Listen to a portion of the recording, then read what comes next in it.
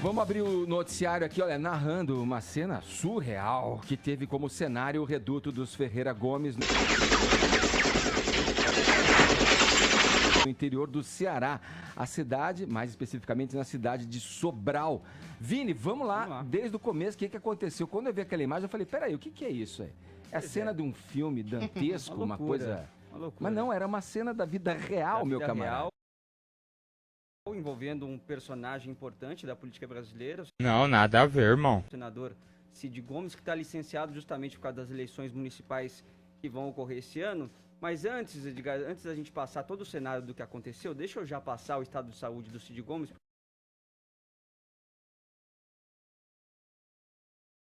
Um padrão respiratório normal, não mais necessitando de cuidados de terapia intensiva, recebendo, portanto, alta para a enfermaria. Então, o quadro de saúde aí do Cid Gomes em evolução, apesar da cena que nós assistimos ontem, Edgar. É importante dar o cenário do que está acontecendo, não só em Sobral, mas no Ceará e em outros estados também, que é essa mobilização de policiais que reivindicam aí um aumento salarial.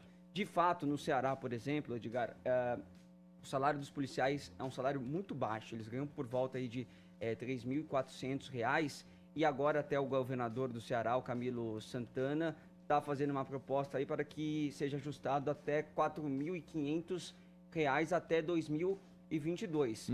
E esse reajuste também seria parcelado para os policiais que pedem que não, pede que seja feito num depósito só, né? Então tem todo esse embate. Então, desde a última terça-feira, há um motim aí de policiais, há esse protesto em todo o estado. Então, a gente...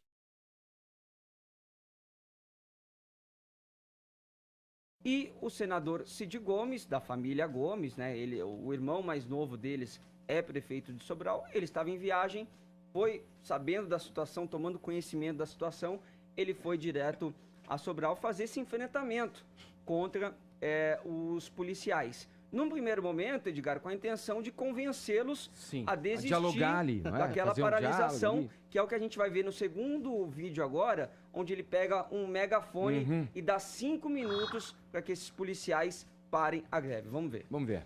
É ilegal. Vocês têm 5 minutos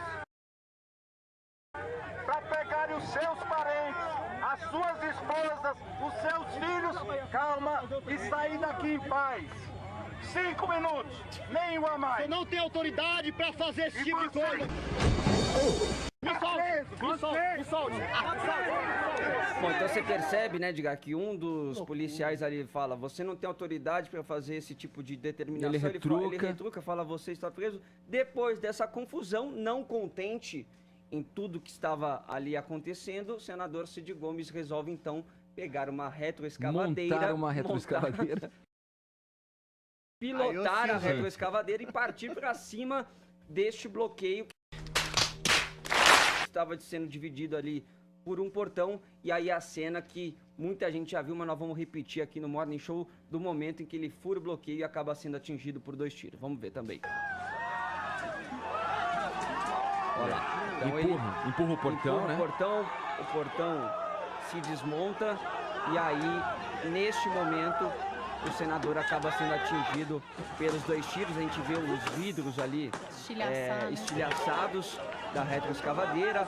Há uma dispersão. Mataram o Cid ali, uma voz ali. Exatamente. E ele acabou, de fato, sendo atingido por 2 tiros, né? Um na clavícula e outro que ficou alojado ali no pulmão esquerdo. Mas como a gente já passou aqui esse quadro de saúde dele, está em evolução, recebeu alta já para a enfermaria.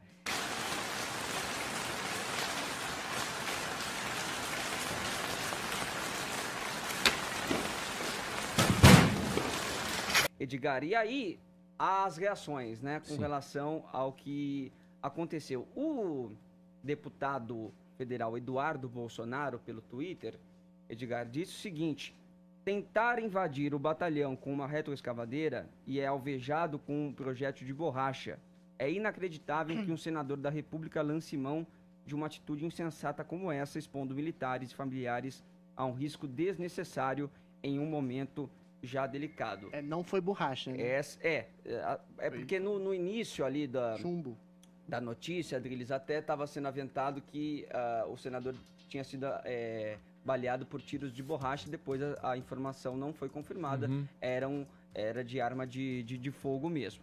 E aí o Ciro Gomes respondeu aí ao Eduardo Bolsonaro, ao estilo Ciro Gomes da massa. ser, né, Edgar? Diz o seguinte: deputado Eduardo Bolsonaro, será necessário que nos matem mesmo antes de permitirmos que milícias controlem o estado do Ceará, como os canalhas de sua família fizeram com o Rio de Janeiro.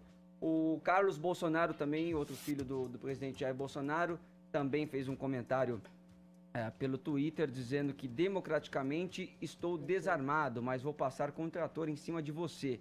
Aceite ou senão é ditadura. O que mata não são armas de fogo legais, mas a pessoa que está disposta a cometer o crime, seja com que ferramenta for. Bom, a insensatez é óbvia, né? Mas do senador ali na posição, claro, né? De senador que vai para negociar uma situação de crise. É um conjunto de erros. Um conjunto de erros, mas o que a gente pode dizer, assim, de antemão, uma truculência. Faz tempo. Faz tempo, né? Ué. Um ato de um coronel, né? No velho estilo do coronel ali, nordestino, tomando o pulso, subindo num trator e indo para cima dos policiais, que estão ali amotinados. Também, o que dá para dizer já de cara, antes de passar a bola pro Adriles, é um erro, eles não têm o direito de fazer isso, eles não têm o direito como um serviço básico pela Constituição de fazer greve. Agora, o policial recebe pouco. Esse salário que você mencionou, Vini, é um salário, é uma merreca para quem ainda tem uma profissão de risco como é a de um policial. E aí, em decorrência dessa precarização do setor, tem toda uma questão voltada ali à não qualificação dos profissionais que estão na rua, que não seguem os protocolos, muitas vezes exageram também. No caso aí, esse grupo de policiais amotinados, eles agem como uma milícia mesmo, mandando fechar comércio. Isso. Quer dizer, dando uma regra para a população. E abrindo espaço para bandidagem também. Para a população não sair. Exato. Quer dizer, tá tudo errado. Nesse embrólio todo, Adriles, dá para dizer o seguinte: é uma atitude, uma cena toda que mancha, na verdade, a boa reputação das escavadeiras. Né? Que trabalham para o progresso. Tudo isso prova que a pior arma que existe no mundo é a insanidade megalômana de homens, tanto públicos ou privados, em disfunção de seus cargos. Eu acho que são duas partes da notícia, ambas erradas, né? Primeiro, a greve ilegal, ainda que justificável por algum parâmetro de um salário maior, de dignidade maior, de um preparo maior, mas a polícia não pode entrar em greve de toda maneira. É como se os médicos entrassem em greve, ou seja, a segurança fica à revelia, as pessoas ficam à revelia da possibilidade de morrerem. E pior, a polícia jamais pode se colocar como miliciana mesmo, ou seja, impedindo o comércio de abrirem, roubando viaturas, furando pneus, ameaçando os comerciantes locais, pior, com capuzes para não serem identificados. Isso é uma atitude de terror. E é um terror vindo de um braço do Estado que está se rebelando contra o Estado. E aí, eventualmente, a gente pode até lançar uma reflexão aqui. Nos Estados Unidos, a posse de armas no século XVIII foi garantida exatamente para um princípio de rebelião contra uma possível violência do Estado contra o cidadão. E, eventualmente, a gente vê um senador absolutamente desmiolado na sua intenção, usando e abusando de seu poder, que ele nem tinha autoridade para isso, usando do quê? De uma retroescavadeira também para ameaçar as pessoas, os militares e os familiares ali presentes, imbuído de um coronelismo absolutamente patético e absurdo. São todas as pessoas erradas, as pessoas têm um legítimo dever de defender. Eu acho que a posse de armas é uma pauta aí absolutamente segura nesse sentido. O que você faz contra a própria polícia que serve para te proteger, te ameaça usando armas?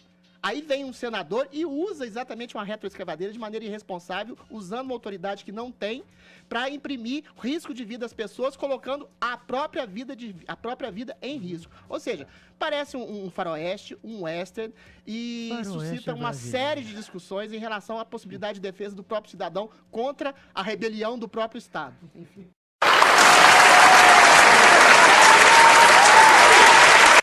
Ô Vini, vamos lá.